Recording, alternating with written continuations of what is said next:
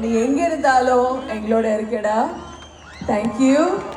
And என் மாமா, ஐ கால் விஜய் ஆண்டனி மாமா, அவருக்காக ஹலோ சார், வாழ்க்கை முழுவதும் ஒரே ஒரு பாடல் தான். அவரை 24 வயசுல கல்யாணம் பண்ணேன்.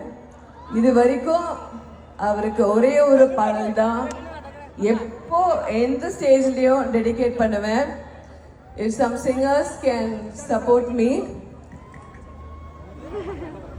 பாட வராது.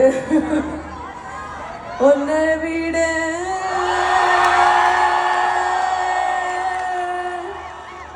இந்த உலகத்தில் செந்தது ஒன்று. Thank you. Okay, thank you. Thank you, da.